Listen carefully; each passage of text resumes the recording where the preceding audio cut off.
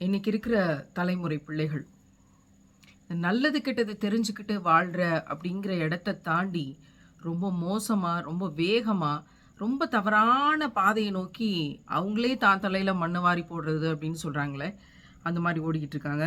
இன்றைக்கு நடந்திருக்கக்கூடிய ஒரு விஷயம் அது ரொம்ப அப்பட்டமாக சொல்லுது. என்ன அப்படின்னா, பிடிஎஸ் அப்படிங்கிற ஒரு தொற்று நோய் தென்கொரியாவில் இருக்கக்கூடிய ஒரு மியூசிக்கல் டீம், 7 பேர் கொண்ட டீம், அவங்களுடைய பாடல்களையும் நடனத்தையும் தொடர்ந்து நம்ம இந்த ஜென்ரேஷன் பிள்ளைங்களுக்கு பிடிஎஸ் கொரியன் அப்படின்னா அவ்வளோ பைத்தியங்களாக அலையக்கூடியவர்களாக இருக்காங்க. தாய் தகப்பனை கூட விட்டுட்டு அவங்க பின்னாடி போயிருங்க அப்படின்னா போயிடுவாங்க போல. அந்த அளவுக்கு பைத்தியம் பிடிச்சி திரியக்கூடிய ஒரு தலைமுறையாக இந்த தலைமுறை இருக்குது. அந்த தொற்று நோயால் பாதிக்கப்பட்ட பிள்ளைகள் கரூர் கவர்மெண்ட் ஸ்கூல், ராயனூர் அங்கே இருக்கக்கூடிய அந்த மாநகராட்சியில் இருக்கக்கூடிய கவர்மெண்ட் ஸ்கூல் பிள்ளைங்க 3 பேரும் சேர்ந்து முடிவெடுக்கிறாங்க. நம்ம தென்கொரியாவுக்கு போகலாம், அங்கே போய் நம்மளோட பைத்தியங்கள், நம்ம யார் பின்னாடி பைத்தியமாக சுற்றிட்டு இருக்கோமோ அவங்கள போய் பார்த்துட்டு வரலான்னு சொல்லிட்டு உண்டியலில் சேர்த்து வச்ச காசெல்லாம் எடுத்துக்கிட்டு இங்கேருந்து கிளம்பி காட்பாடி, சென்னை போயிருக்கிறாங்க. அங்கே போகிற வழியிலே இவ்வளோ தூரம் கரூர்லேருந்து ட்ராவல் பண்ணி சென்னை போகிறதுக்குள்ளேயே காசு தீர்ந்து போச்சு. என்ன செய்யறது அப்படின்னு யோசிச்சுக்கிட்டு இருக்கும்போது தென்கொரியாவுக்கு எப்படி போகிறது அப்படின்னு தெரியாமல் திருப்பியும் நம்ம கரூருக்கே வந்துடுவோம் அப்படின்னு சொல்லி வரும்போது வேலூர் காட்பாடி ஸ்டேஷனில் சாப்பாடு வாங்கிறதுக்காக இறங்கியிருக்காங்க. சாப்பாடு வாங்கிறதுக்காக இறங்கினவங்க ட்ரெயினை மிஸ் பண்ணிட்டாங்க.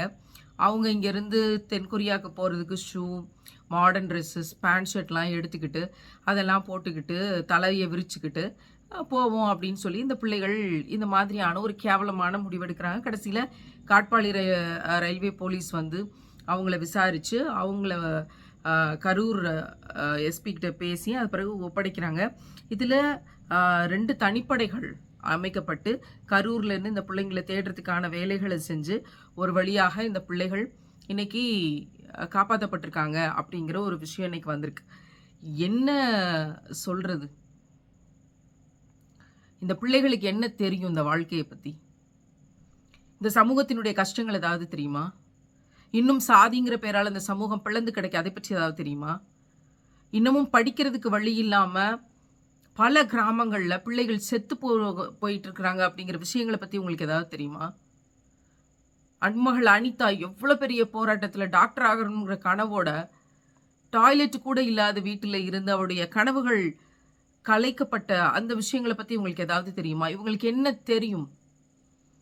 அதில் ஒரு பிள்ளையோட அம்மாவும் அப்பாவும் பிரிஞ்சிருக்காங்க. அப்பா இல்லை, அம்மாவுக்கு காது கேட்காது. அதனால எந்நேரமும் பாட்டை ஓங்கி ஒலிக்க விட்டுக்கிட்டு என்ன செய்கிறான்னு தெரியாது. மகா என்ன செய்கிறான், என்ன கேட்குறான்னு எதுவுமே அங்கே தெரியறதுக்கு வாய்ப்பு இல்லை. அப்படி பைத்தியங்களாக இவற்றுக்கு பின்னாடி போகக்கூடிய ஒரு கூட்டமாக இந்த தலைமுறை வளர்ந்துட்டு இருக்கிறது நினைக்கும் போது ரொம்ப ரொம்ப ரொம்ப கவலையாக இருக்குது. பகத்சிங் இந்த நாட்டை விட்டுட்டு வெள்ளைக்காரங்களை வெளியே அனுப்பணும்னு தூக்குமேடை முன்னாடி நிற்கிறான். சாக போகும்போது சிரிக்கிறான். இவங்களால் ஒரு பகத்சிங்கை தான் கொல்ல முடியும். என்னுடைய மரணத்தை பார்த்து எழுச்சி கொண்டு எனக்கு பின்னாடி 1,00,000 பகத்சிங்குகள் வருவார்கள், என்னுடைய சகோதரர்கள் வருவாங்க, என்னுடைய சகோதரிகள் வருவாங்கன்னு நம்பி தூக்கு கயிறு முத்தமிட்டு செத்து போனானே, அந்த நம்பிக்கைக்கு செய்யக்கூடிய துரோகங்கள். பகத்சிங்க்கு ஸ்பெல்லிங் தெரியுமா உங்களுக்கு? ஆனால் பிடிஎஸ் அந்த டீமில் யார் யார் இருக்கா? Jungkook, V, Jimin, Suga, Jin, RM, J Hope, 7க்கும் கீழே பாய்சன்னு சேர்த்துக்கிறங்க. அதெல்லாம் நீங்கள் தான்.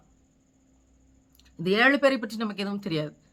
உள்ள யார் இவங்கெல்லாம் அப்படின்னு சொல்லி உள்ளே போய் தேடி போய் பார்த்தோம்னா ஆம்பளையா பொம்பளையான்னு தெரியல. பாதி பேர் காதில் தோடு போட்டிருக்கான். ஒருத்தன் இங்கே உதட்டில் தோடு போட்டிருக்கிறான். எல்லாம் கிப்பிகள், வெள்ளை வெளையர் பொம்மைகள்.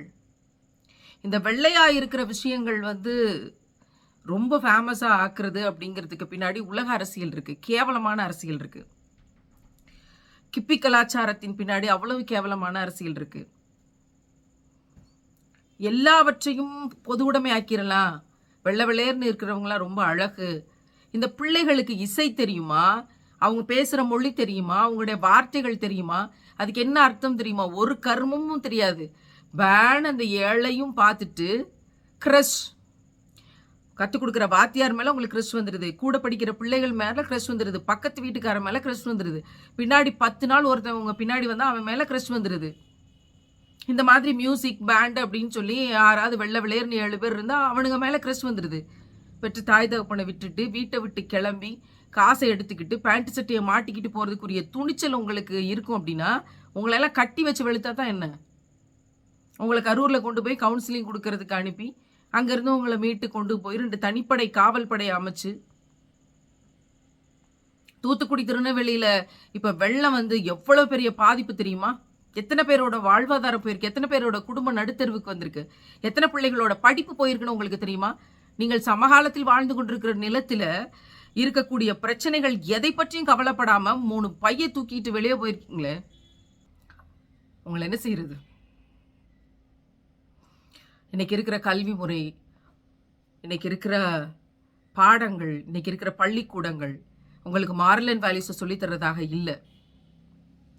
சாவித்ரிபாய் புலே அப்படிங்கிற பெண்ணாசிரியர் மட்டும் மலத்தை கரைச்சி ஊற்றி சாணியை கரைச்சி ஊற்றி கல்லால் எடுத்து அடித்து நீ வீட்டை விட்டு வெளியே போய் பாடம் சொல்லித்தரக்கூடாது அப்படிங்கிற எதிர்ப்புகளில் முடங்கி போயிருந்தால் இன்னைக்கு நீங்கள் பொம்பளை பிள்ளைங்க பள்ளிக்கூடத்துக்கு போய் படிக்கிறீங்களே அப்படியான செட்டப்பே கிரியேட் ஆகிருக்காது. உங்களுக்கெல்லாம் பெண் ஆசிரியர்கள் பாடம் சொல்லித்தராங்களே அப்படியான கட்டமைப்பே வந்திருக்காது. ஆனால் சாவித்ரிபாய் புலே அவங்கள பற்றியா இருக்கட்டும், முதல் கரஸ்பாண்டன்ட் ஃபாத்திமா ஷேக் அவங்கள பற்றின வரலாறாக இருக்கட்டும், இதெல்லாம் அடுத்த தலைமுறைக்கு கொண்டு போய் சேர்க்கறதுக்கு துப்பற்ற ஒரு சமூகம் இன்னைக்கு இதெல்லாம் எதிர்கொள்ளுது. உங்களுக்கு இதை பற்றிலாம் தெரியாது. தூத்துக்குடியில் யார் செத்து போனா என்ன, திருநெல்வேலியில் யார் செத்து போனா என்ன, எங்கே வீடு இழிஞ்சு விழுந்தா அவங்களுக்கு என்ன, எங்கே வெள்ளம் வந்தா அவங்களுக்கு என்ன, எங்கே சாதி கலவரம் நடந்தா அவங்களுக்கு என்ன, எங்கே சமூகத்தினுடைய மோசமான நிலைப்பாட்டில் பெண்கள் அடிமைப்படுத்தப்பட்ட அவங்களுக்கு என்ன, சாப்பாட்டுக்கு வழி இல்லாமல் எத்தனை பேர் செத்து போயிட்டு இருக்காங்க, அதை பற்றிலாம் உங்களுக்கு என்ன கவலை? உங்களுக்கு எவனோ தென்கொரியாவில் பாட்டு பாடி டான்ஸ் ஆடி கொண்டிருக்கிற கூத்தாடிகள் 7 பேர் தெய்வமாக தெரியுது, அவங்கள தேடி ஓடணும்னு சொல்லி பாத யாத்திரை கிளம்பியிருக்கீங்க. காலை ஒட்டச்சாத்தான் என்ன அப்படிங்கிற கேள்வி வருது, கோபம் வருது. இது யாரோ 3 பிள்ளைங்க கிளம்பி போனதுன்னு நினைக்காதீங்க. வீட்டுக்கு வீடு பிடிஎஸ் பைத்தியங்களால் நிறைந்து கொண்டிருக்கிறது இந்த சமூகம். அடுத்த டீனேஜ் பிள்ளைங்க. அதனாலதான் இங்க சென்னையில பாருங்க, சனி ஞாயிறு ஆனா தெருவில் போய் குத்துப்பாடல்களை பாடிக்கிட்டு நடு தெருவில் ஆம்பளையும் பொம்பளையும் சேர்ந்து ஆடிக்கிட்டு இது ஒரு கேவலமான கேடுகட்ட கலாச்சாரத்தை நோக்கி போய் கொண்டிருக்கு. தெருவில் போய் நின்று மைக்கை பிடிச்சி பாடிட்டு எல்லாரும் ஆடியன்ஸாக வந்து நின்று ஆடுன்னு ஆடுனா அது பெரிய புரட்சி, நாகரீகம், முற்போக்கு, விளக்கமாறு. பைத்தியங்களாக, அரை பைத்தியங்களாக, எதை பற்றியுமே கவலைப்படாமல் நீங்க செத்ததுக்கு பிறகு மறுமை என்ற ஒன்று உண்டு. நீங்க செத்ததுக்கு பிறகு இன்னொரு வாழ்க்கை உண்டு. அவன் விதைச்சதுக்கு தகுந்த மாதிரி சொர்க்கத்துக்கோ நரகத்துக்கோ போவான்ற எல்லா இடத்திலையும், எல்லா சமூகத்திலும், எல்லா மதத்திலையும் நம்பிக்கை உண்டு. கடவுளே கிடையாது, ஒழுக்கமா வாழ்ந்துட்டு போ.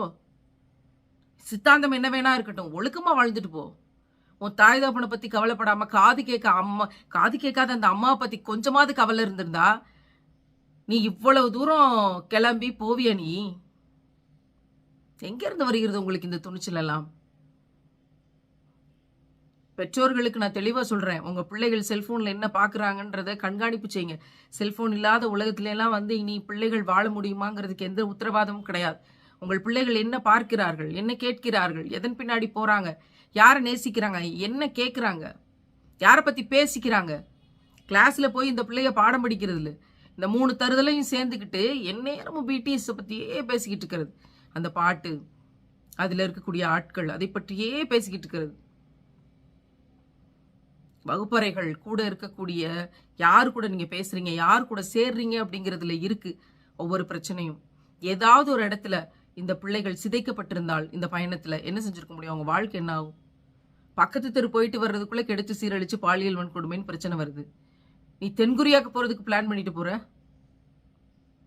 மிக ஆபத்தான, மிக மோசமான அடுத்த தலைமுறையினுடைய போக்கு இருக்குது அப்படிங்கிறதுக்கு இந்த இன்சிடென்ட் மிகப்பெரிய இன்சிடென்ட். விஷ செடிகளாக வளர்ந்து கொண்டிருக்கிறாங்க. இவங்க வளர்றதும் இல்லாமல் அடுத்து வளர்ந்து கொண்டிருக்கிறதையும் கெடுக்கிறதுக்கான களைச்செடிகளாக மாறிக்கொண்டிருப்பார்கள். Parents, be aware. உங்கள் பிள்ளைங்க கையில் செல்ஃபோன் கொடுக்காதீங்க. கொடுத்தாங்கன்னா அவங்க என்ன செய்கிறாங்க அப்படிங்கிற கண்காணிப்பை நீங்கள் அவசியம் செய்யணும். அதை தாண்டி பள்ளிக்கூடங்களும் இன்னைக்கு இருக்கிற சிஸ்டமும் தயவு செய்து கொஞ்சம் அக்கறையோடு, பிள்ளைகள் மீது அக்கறையோடு செயல்படுங்க. பாடம், mark, rank card, lab, test, public எக்ஸாம்ங்கிறதெல்லாம் தாண்டி ஒரு பிள்ளை என்னவாக வளர்ந்து கொண்டிருக்கிறாள் அப்படிங்கிறத கண்ணு முன்னாடி பார்க்கக்கூடிய ஆசிரியர்கள் தியாகம் செய்யக்கூடியவர்களாக இருந்தால் ஒழிய இனி இந்த தலைமுறையை காப்பாற்ற முடியாது. நாம் என்ன விதைக்க முடியுமோ அதை நம்ம விதைச்சிக்கிட்டே ஓடிக்கிட்டே இருக்க வேண்டிய ஒரு காலகட்டத்தில் இருக்கிறோம். இறைவன் தான் பாதுகாக்கணும்.